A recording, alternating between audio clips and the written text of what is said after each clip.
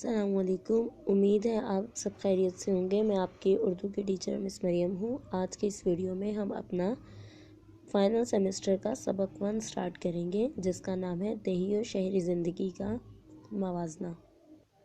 اس سبق میں دو دوستوں کی گفتگو کے ذریعے ہمیں یہ سمجھایا گیا ہے کہ ایک دوست گاؤں کا رہنے والا ہے اور ایک شہر کا رہنے والا ہے، اور دونوں آپس میں گفتگو کر رہے ہیں اور اپنے اپنے گاؤں اور شہر کے بارے میں بتا رہے ہیں کہ ان کا وہاں کی طرز زندگی کس طرح کی ہے اور ان کے پاس کون سی سہولیات میسر ہیں اور کون سی نہیں۔ تو بڑھتے ہیں اپنے سبق کی طرف۔ 21ویں صدی کے ترقی یافتہ دور میں شہری اور دیہاتی زندگی میں بڑا واضح فرق نظر آتا ہے۔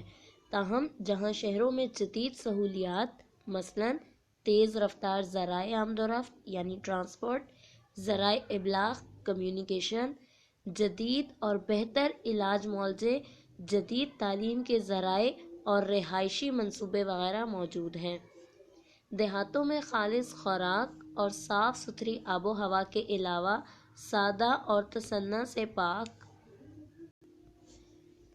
سے یہاں مراد ہے بناوٹ، یعنی ان میں کوئی بناوٹ نہیں ہے، سادہ قسم کے لوگ ہیں اور وہاں کی جو خوراک ہے وہ خالص صاف ستھری آب و ہوا کے ساتھ ساتھ ان میں کسی قسم کی بناوٹ نہیں ہے۔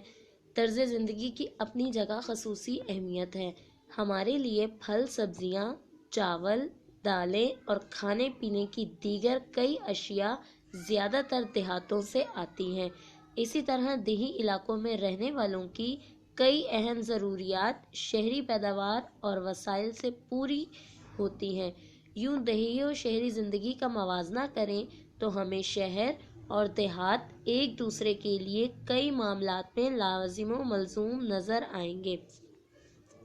یعنی اب جو دیہات میں رہنے والے لوگ ہیں، ہمارا ان سے بالکل کنیکشن نہیں ہے، کنیکشن ان کے ساتھ ضروری ہے، اور دونوں کو زندگی گزارنے کے لیے اب جس طرح شہروں میں تو ہمارے پاس سہولیات نہیں ہے نا اس قسم کی کہ ہم سبزیاں وغیرہ اگائیں یہاں پر، تو یہ دیہات سائڈ پر لوگ یہ والے محنت مزدوری کرتے ہیں، کھیتی باڑی کرتے ہیں، اور وہاں سے ہمیں یہ سارا سامان میسر ہوتا ہے، تو دونوں ایک دوسرے کے لیے کیا ہیں، لازم ہے۔ شاہد شہر میں رہتا ہے اور اکبر گاؤں کا رہنے والا ہے، دونوں میں کچھ اس انداز میں گفتگو ہوتی ہے۔ شاہد: السلام علیکم۔ اکبر: وعلیکم السلام۔ شاہد: کیسے ہیں بھائی آپ؟ اکبر: اللہ تعالیٰ کا شکر ہے، میں ٹھیک ٹھاک ہوں۔ اب شاہد یہاں کہتا ہے، آج تمہارے چہرے سے خوشی جھلک رہی ہے، کوئی اچھی خبر ہے کیا؟ اکبر: ہاں بھائی، خوش تو ہوں، موسم گرما کی تعطیلات قریب آ رہی ہیں نا، میں اپنے گاؤں جانے کی تیاریاں کر رہا ہوں۔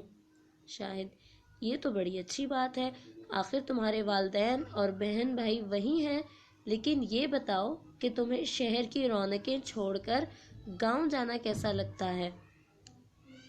اکبر: بہت اچھا، بے شک شہر میں گہما گہمی ہے، لیکن تمہیں تو علم ہے کہ میں یہاں صرف اپنی تعلیم پوری کرنے کی غرض سے آیا ہوں۔ اسکول کے ہاسٹل میں ایک چھوٹے سے کمرے میں رہتے رہتے تنگ آ جاتا ہوں تو گاؤں کی یاد ستانے لگتی ہے۔ شاہد: کیوں، گاؤں میں ایسا کیا ہے جو اتنا یاد آتا ہے؟ اکبر: وہاں میرا کھلا اور کشادہ گھر ہے جس میں بہت سے پھلوں اور پھولوں کے درخت اور پودے لگے ہوئے ہیں۔ شاہد: یہاں پر بھی تو مضبوط اور خوبصورت گھر ہیں اور چھوٹے چھوٹے باغیچے بھی۔ اکبر: ہاں، مگر میرے گھر کی طرح کشادہ نہیں، وہ تھوڑا کچا ضرور ہے، مگر وہاں دل تنگ نہیں پڑتا۔ گاؤں کی فضا آلودگی سے پاک اور تر و تازہ ہوتی ہے۔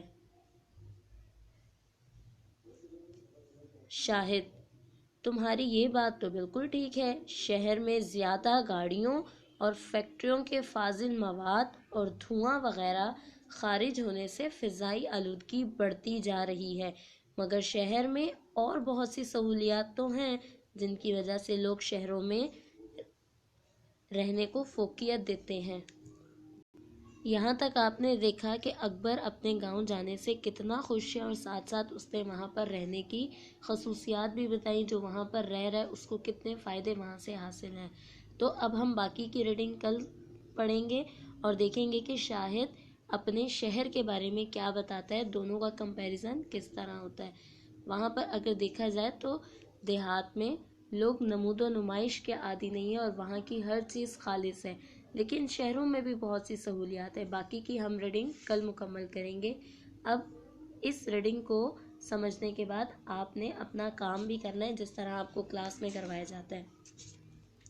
آپ سب سے پہلے اپنا ٹائٹل پیج بنائیں گے، اس کے بعد آپ لیسن کی ہیڈنگ ڈالیں گے، دیہی و شہری زندگی کا موازنہ، اور اس کے بعد صرف یہ الفاظ معنی نوٹ ڈاؤن کریں گے بکس